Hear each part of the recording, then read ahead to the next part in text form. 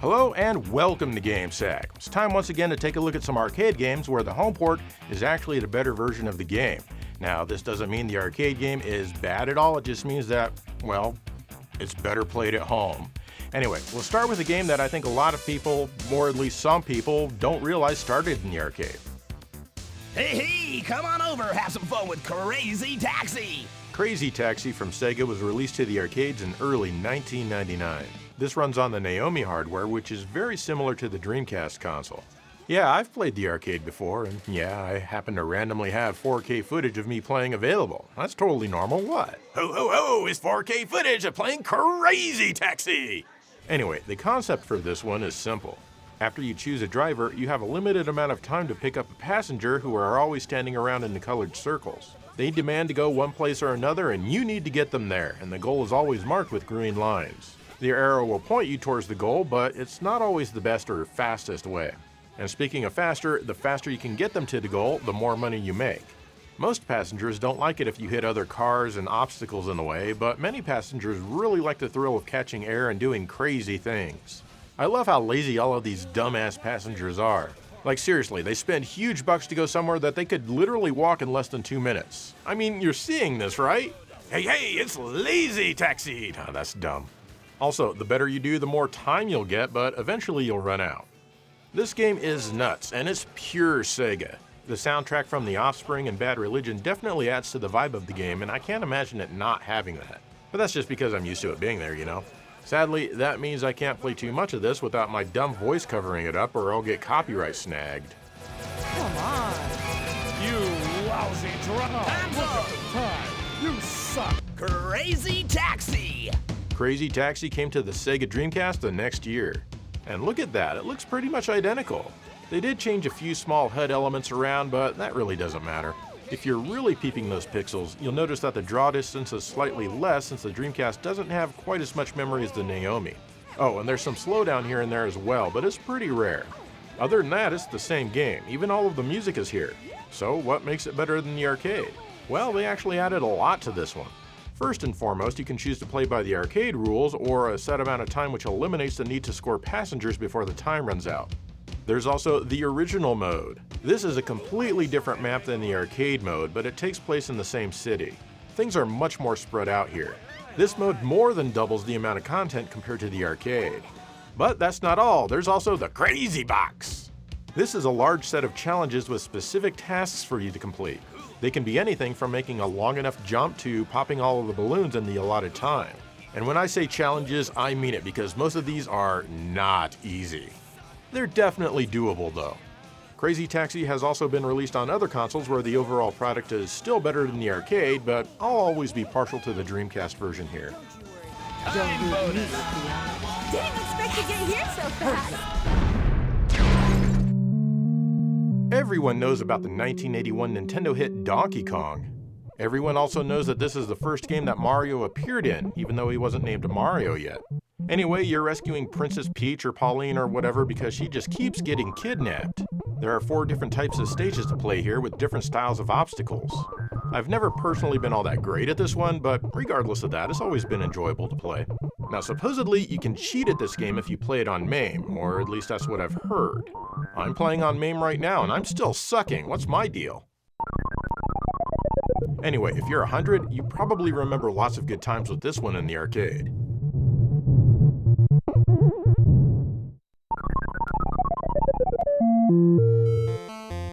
So you think the NES game from 1985 might be better?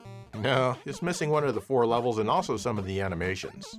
The better version of Donkey Kong is on a system that's simultaneously weaker than the NES and also more powerful. That's right, it's the Game Boy version of Donkey Kong. Specifically when inserted into a Super Game Boy running on a Super Nintendo.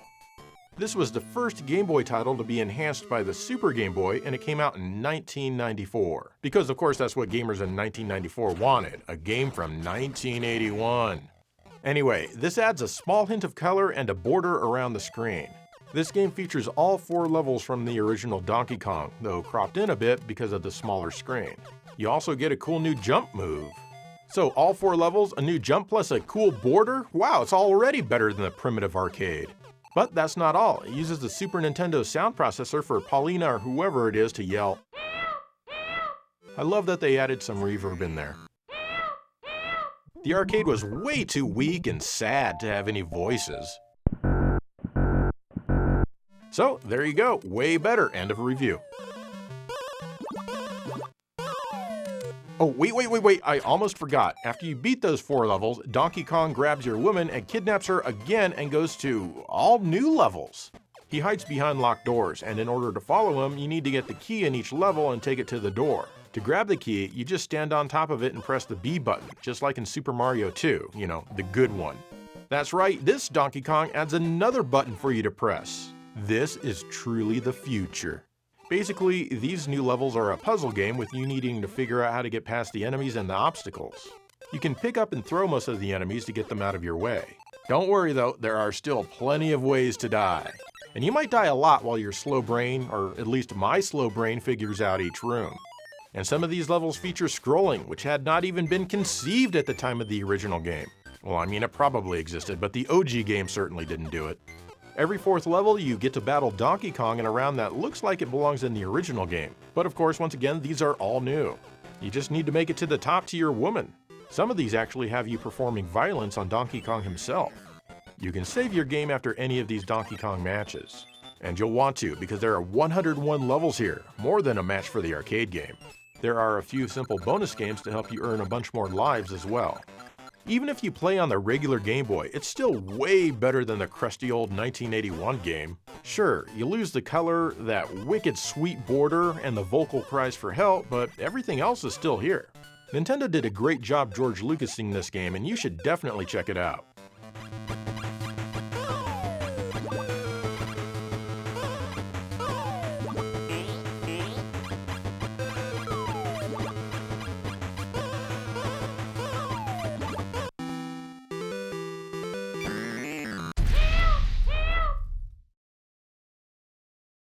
This next one might seem a bit controversial, especially if you've never played it and only look at the arcade and the home port in a YouTube video. But I think that most people who have played this particular port will agree with me that it beats out any other version. In 1985, Data East introduced Road Blaster to the arcades. This is a Laserdisc game, meaning the video is running off of a Laserdisc inside the cabinet and the simple computer overlays handle stuff like the HUD, score, and that type of nonsense. You know, like Dragon's Lair. So the story is that you and your new wife are out for a drive in your red sports car on your honeymoon when you're forced off the road by a gang for some reason. She didn't survive, but you did, and now you want revenge. So you go home and get your other red sports car and get revenge in 9 different stages. The controls are fairly simple. You need to steer left or right when an indicator arrow appears on screen. Failing to do so results in your immediate death. You also have a button for braking and another for turbo.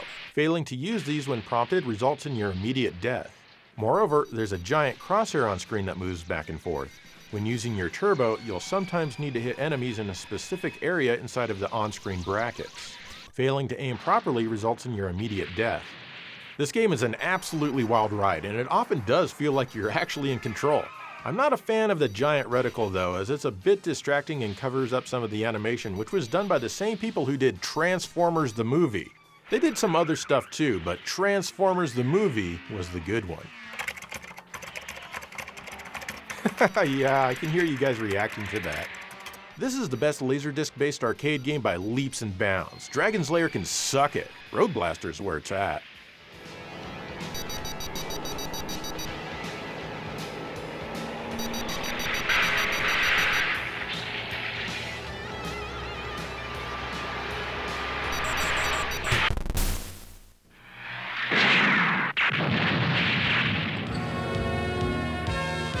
The game arrived on the Sega CD in 1993 as Road Avenger, ported by Wolf Team. Yes, the title screen says 1992, that's when the Mega CD version came out. This is because there was another game called Road Blasters here, which is different, and plus Road Avenger just sounds more appropriate anyway. Boy oh boy, does this version look a whole lot worse, right? Yeah, that's the Sega CD for you.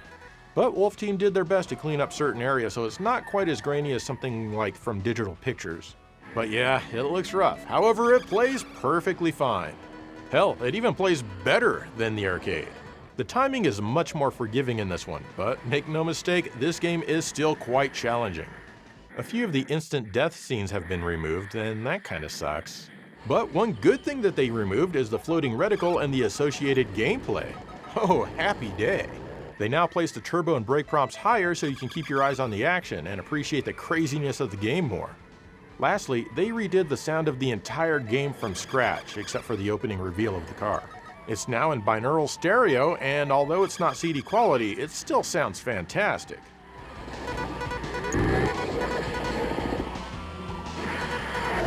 The soundtrack is much more aggressive than the arcades, really putting you into the action, and it definitely gets your heart pumping. Lastly, wait, I already said lastly. Additionally, there's a brand new song for the opening sequence, which is one of the greatest things to ever come out of Japan. So I'm gonna make it, have no fear, on the road.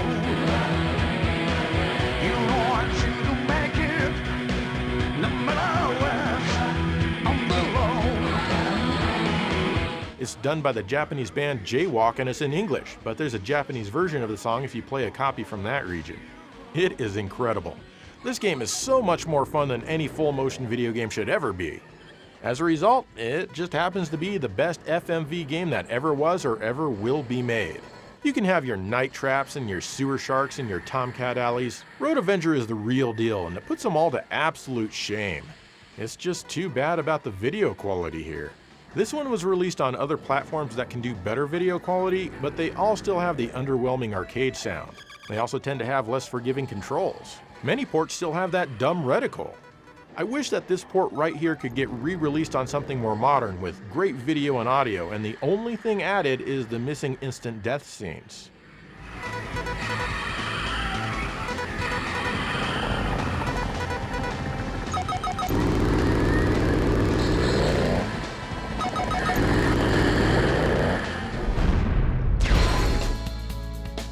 At the end of 2003, Outrun 2 from Sega showed up in the arcades.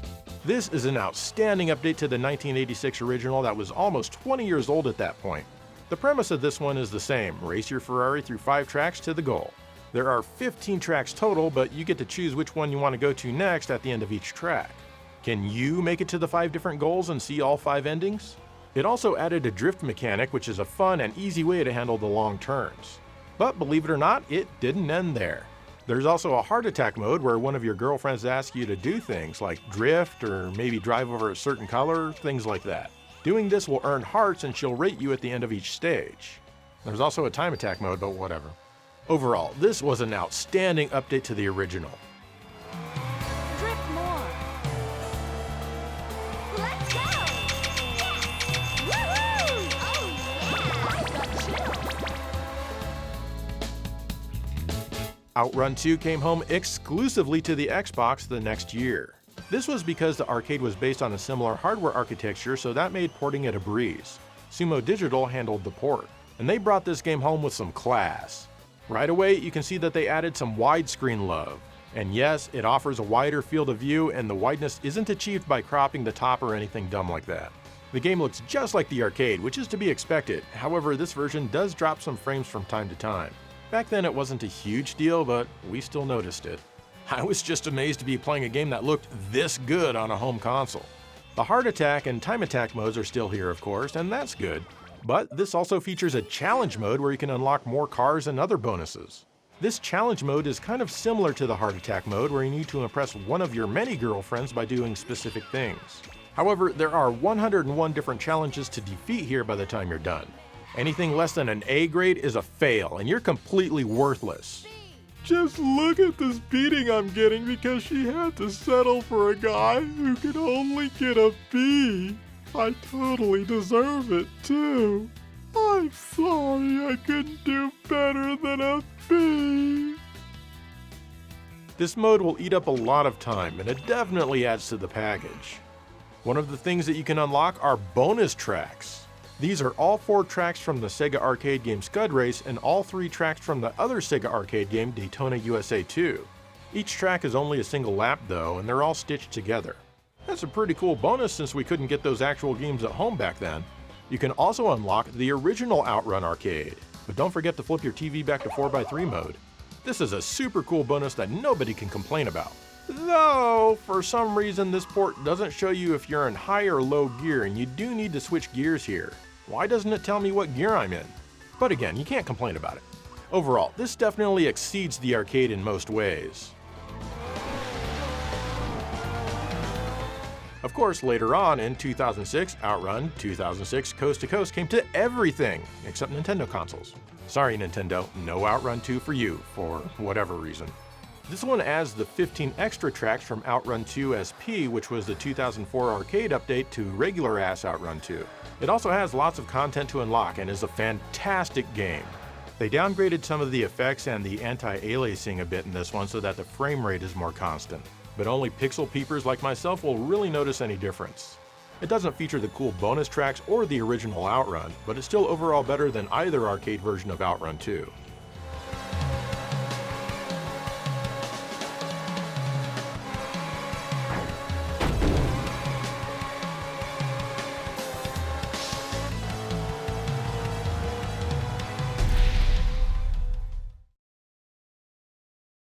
Okay, this next title, I was always like, nah man, come on, the arcade's way better. But is it though? A lot of people do like the home port much more than the arcade. So I'm gonna play them both back to back and look at them real close. Let's see if I change my mind. Teenage Mutant Ninja Turtles, Turtles in Time from Konami came to the arcades in 1991. Konami loved nothing more than taking licensed properties and making beat-em-ups out of them. It's practically all they did in the arcades for several years. The good news though is that those beat-em-ups tended to be pretty awesome. You play as one of the 4 turtles depending on which set of joysticks and buttons you stand by on the arcade cabinet. Up to 4 players can play at the same time, though some 2-player cabinets also existed as conversion kits from other games. You have an attack and a jump, and that's all you need to put the bad guys in their place. At the end of the 3rd level, you get zapped backwards in time and then fight through a few levels, each during a different time period. You eventually find your way home and finish off Krang and then Shredder. All in all, it's a great beat 'em up and everyone loves it, except for those who didn't for some reason.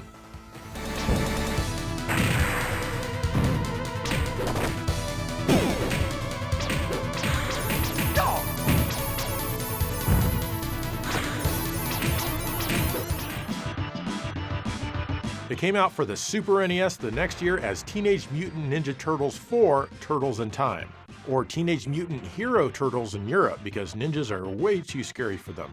A lot of people feel that this port is the better game. This is an idea I've kind of resisted in the past, but let's take a good look and see how they compare. First of all, let's check out the visuals. They're very similar and they did a great job matching the stages on the home port. While not as detailed as the arcade, it's certainly not different enough to complain about. Then there's the animation. The arcade is quite smooth, whereas many frames of animation were cut in the home port. I love the way the foot soldiers explode in the arcade, but at home it's the same boring fireball for each enemy. When you throw a foot soldier at the screen, the arcade utilizes some sweet sprite scaling technology to zoom them closer. Since the Super Nintendo can't scale sprites, they're just redrawn as a simple 2-frame animation that's meant to look like scaling. It's still cool though. Both versions sound great and feature fantastic music. I personally like the way the arcade sounds a bit more as there's less staccato in its presentation, but the Super Nintendo is no slouch when it comes to the music.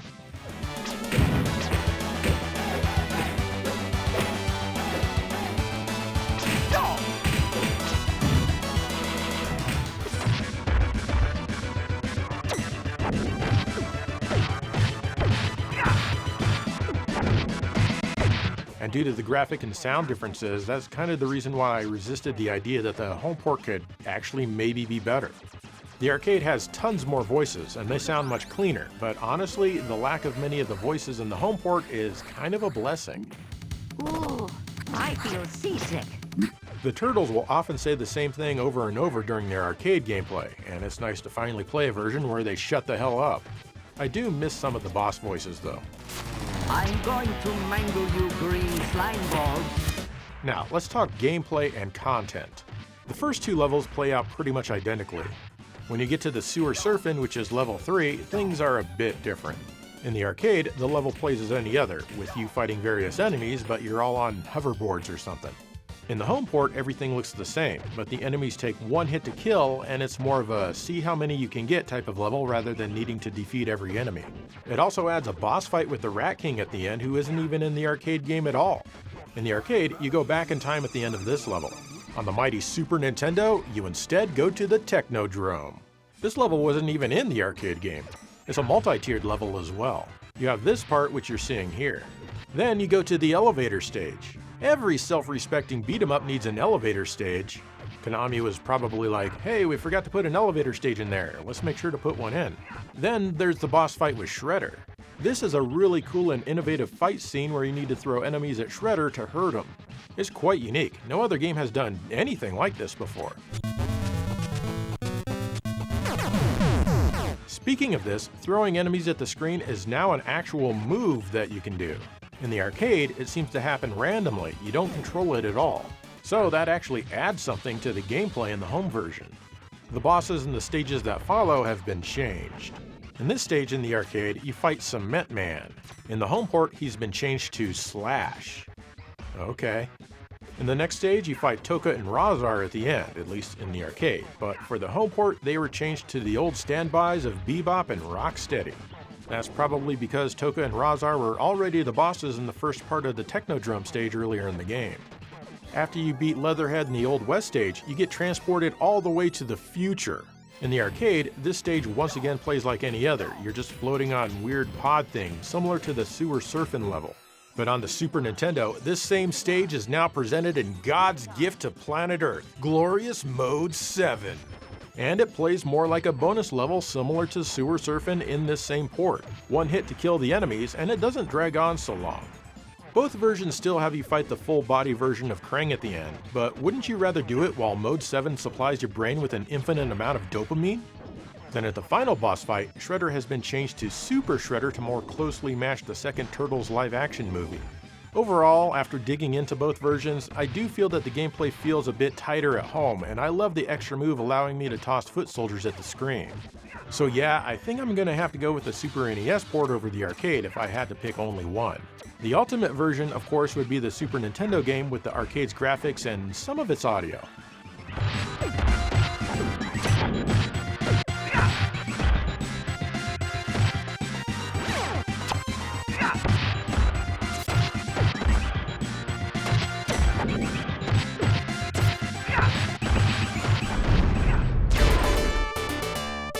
Jackal from Konami came to the arcades in 1986. This one is sometimes also known as Top Gunner. This game is kind of like Choplifter but on the ground in a Jeep. You have to rescue hostages and stuff. You drive around and fire grenades which are thrown in the direction that you're facing. You also have a machine gun which can only fire upwards. You can shoot down enemy soldiers or even run them over, which is fun. You'll destroy enemy buildings which can sometimes reveal the hostages. Your Jeep can carry up to 8 hostages at a time. Your directional weapon will upgrade as you load hostages into your Jeep, meaning the grenade will become a missile. It reverts back to the grenade if you die. You need to deliver the hostages to a chopper which is waiting nearby. Unlike Choplifter, if your Jeep blows up, the hostages do not die. You can pick them right back up with your brand new Jeep. The game is presented as one very long stage. And oh man, is this one tough. It's fun, but damn, it's very hard to stay alive. And to rub it in, there are no continues. Did they even know this was an arcade game? It's definitely an interesting title, but I think if this cabinet was sitting right next to a Choplifter cabinet in an arcade and I only had 1/4, I'd probably play Choplifter.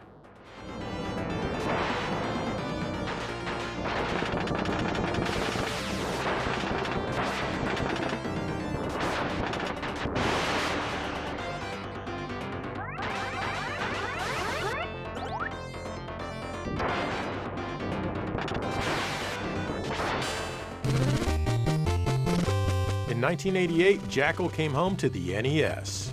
This version retains the 2-player simultaneous nature of the arcade game, and the overall concept is basically identical.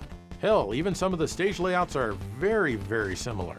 However, the stages are much wider and you'll need to scroll left and right to cover everything. This also makes it less likely that you'll get pinned down in any one place since there's always room to move.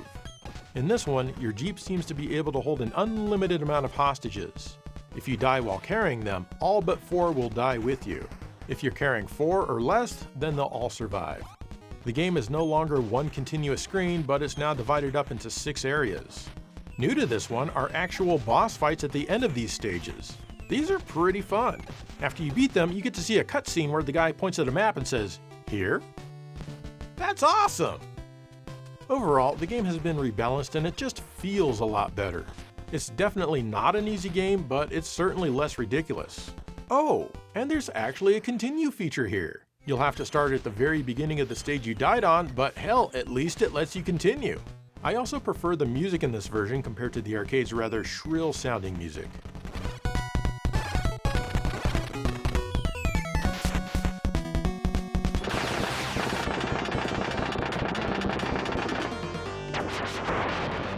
It's your typical bumpy and energetic NES music, and it works well here. The graphics are perfectly fine for the era as well. In fact, I'd say that the graphics are really the only thing that the arcade has over the NES game. The biggest flaw in this one is that there can be a lot of slowdown in some spots. But that's just a sacrifice we'll have to make. Be sure to check this one out, and hell, maybe bring a friend if you have one.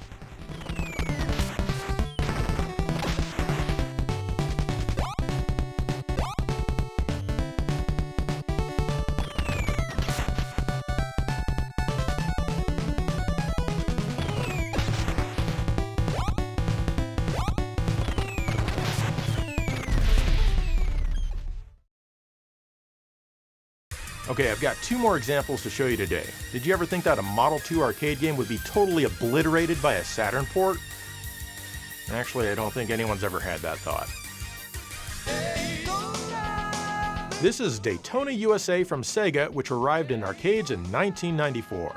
Yeah, another racing game, and not only that, but another Sega racing game. So, sorry if you don't like racing games, and doubly sorry if you don't like Sega. Anyway, this one set the arcade world on fire and is absolutely legendary. For such a status, it's amazing how limited this game is. It only has 2 cars, one automatic and one manual. It also only has 3 courses to race on. How can this be popular? Well, because it's damn fun. This game was often networked with multiple cabinets, up to 8 I believe, maybe even more in some cases. And at the time, the game looked absolutely incredible. Still, don't let these super sharp visuals fool you.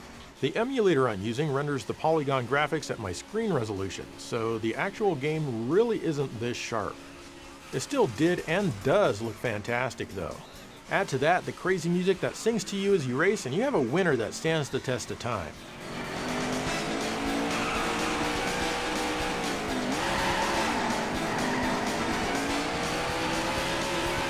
So, what could be better than this? Why, the Saturn version, of course. Just look at this. You'd have to be a stupid idiot to prefer the arcade over this gorgeous masterpiece in any way. I'm just kidding, but I guarantee that some of you thought I was being serious. But nah, I want to talk about Daytona USA on the Sega Dreamcast, which was released in 2001. This was brought to the console by Toshihiro Nagoshi, who helmed the original arcade game. This was his new team at Sega called Amusement Vision, who would go on to do Super Monkey Ball, F-Zero GX, and the Yakuza games. This features the original tracks from the arcade, featuring a slight facelift. The same songs are here, though they have been remixed for this version. Checkpoint! Time's extended. They still sound great. This one also features the 2 bonus tracks from the second Saturn version of the game. They're much better here though, with original music that sounds tons nicer. The only thing that's missing here compared to the Saturn game is the roller coaster and the background scenery of the National Park Speedway stage. Oh well. But that's not all. There's 3 brand new stages here, and they're all an absolute joy to race on. So instead of 3 tracks, you get a total of 8 tracks to race on here. The game also lets you race on reversed tracks, mirrored tracks, and reverse mirrored tracks for some extra variety. There's also a championship mode where you need to get enough points to win, but you can also race on any track individually in a single race as well. Oh yeah, there are even more cars here. Some of them are definitely pretty weird. About half of them you need to unlock by doing strange things like playing for 100 hours or taking this car, turning it around, and doing the race in reverse. Moreover, you can change the color of the cars as well and put different sets of tires on, from soft to hard. The Hornet here is technically not the best car for most of these tracks, but I don't know, I just have to use the Hornet, you know? It's Daytona! The control in this one takes a bit of getting used to. I've said it before and I'll say it again now, it really helps to hold the analog pad up and steer using the outer rim. You can get some super precise control doing it this way. You can also adjust the dead zone in the analog calibration screen. Not sure why the third bar here is jutted off the left of the screen, but whatever. Oh yeah, and this game also lets you control gas and brake with the analog triggers. In fact, that's the only way you can get a good boost at the start of a race. The game also let you go online and battle against other players, just like the arcade, and you could even use any of the cars that you've unlocked. Sadly, it only worked with the dial-up modem and not the broadband adapter, which really sucked. Some might argue that Sega could have brought home Daytona USA 2 instead of this. It would have been cool to have the tracks from that game in here, but I'd choose this every time over Daytona 2 and only 3 tracks. Daytona 1 is better than 2 anyway. There you guys go again. This is a fantastic version of Daytona USA and also my preferred version. And now you prefer it too. Checkpoint. Your time's extended.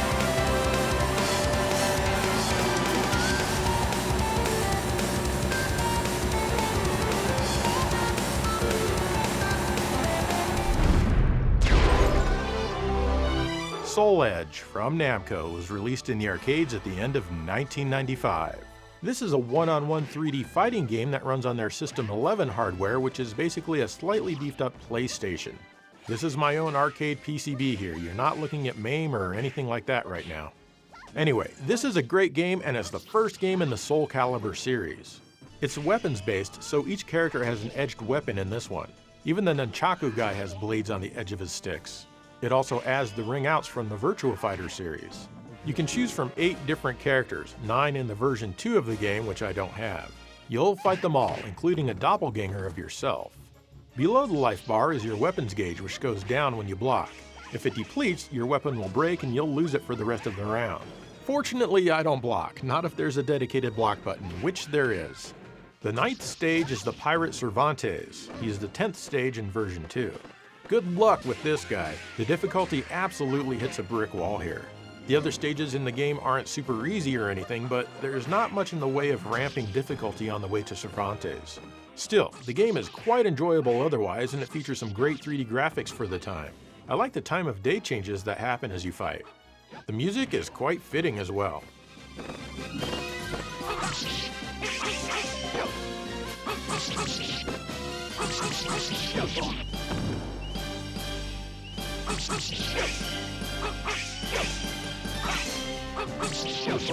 Out of the ring. Soul Edge came home to the PlayStation as Soul Blade about 8 months later that same year. It was renamed because of a company called Edge Games who trademarked the word Edge, which is a completely dumb reason to rename it and it could easily be overturned in court. Like seriously, no game can have the word Edge in its title anymore? What's next? Someone trying to claim ownership of the word React? Oh wait, that actually happened. Anyway, at first you're greeted by a cool FMV that features a great song that introduces all of the different characters. And of course, it's still a 3D one-on-one fighting game. This has the same roster as version 2 of the arcade, including Huang. He uses a sword and of course would go on to be in later games in the series. You can also unlock more characters as you play, though some of them are just variants of Sophitia, or Sophatia as the game says it. The game balance features the same brick wall when you get to Cervantes. But it matters less here as there's something you can do. I'll get into that in a minute. The game looks a little better than the arcade version when viewed side by side. It's not a giant difference, but the home version definitely has finer detail and color flourishes if you look. It runs at the same frame rate, 30 frames per second with some screen tearing, which is kind of awkward for a fighting game. The music is the same, but it's a touch cleaner, same with the announcer voice. You even get a couple of different music options, like the arranged mode, which sounds great, or Khan's Super Session for an additional flavor. I love these options, the music in this game is awesome. So already it's better than the arcade, especially once you unlock the characters, but where the game really pulls ahead is the Edge Master mode. This is an adventure mode for each character. Here there's a story that you read and you need to fight opponents on your way around the map. Sometimes you can earn new weapons and equip them. Often the matches will have special conditions. For example, you must defeat your opponent by using only throws. Or you can't take a single hit or you lose. This kind of stuff really adds to the longevity of the game. Not only that, but the weapons you earn can be used in the arcade mode as well. That's right, you can get wrecked, Cervantes. Now I can fight the true final boss, and believe it or not, he's actually easier. So yeah, this game is head and shoulders above the arcade version in basically every single way. Though of course its sequel, Soul Calibur, is still way better.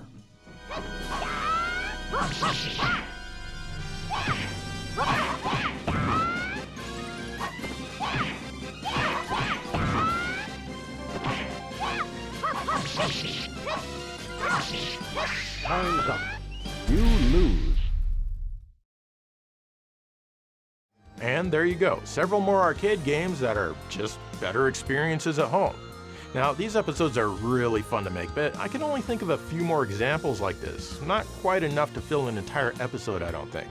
So I'll ask you guys, what are some games that are better at home than they are in the arcade? That weren't in this episode. Or the prior one. Let me know, and thank you for watching GameSack.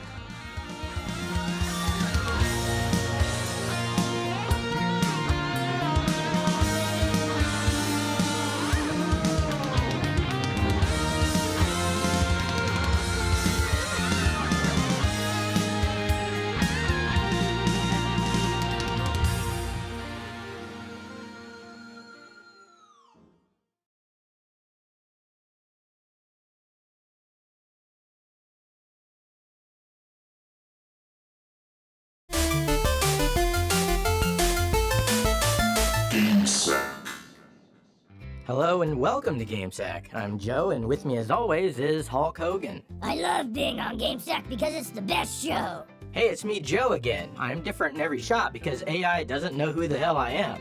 AI remembers me, brother, though not precisely. How about we play some video games, Mr. Hogan? Heck yeah, brother, I love video games, especially Nintendo games. Aw, man, I was hoping we could play some Sega games. No way, man. Sega games make me weak. But Nintendo makes my 24-inch pythons nearly 25 inches. But maybe we can compromise, brother, and play some TurboGrafx 16 or PlayStation instead. Yay! Wow, this game is pretty tough. I don't know if Let me try it, you wimp. Let me try. I think I got it. I want to play. Let me do it. Man, let me press the button. Come on, man, give it to me. got it! You'll regret not letting me play. And why does the AI think you're way more handsome than you really are? What keywords are you using to describe yourself, brother? Enough of this. Time for some Sega. No, not Sega. Why are you doing this to me? Ah!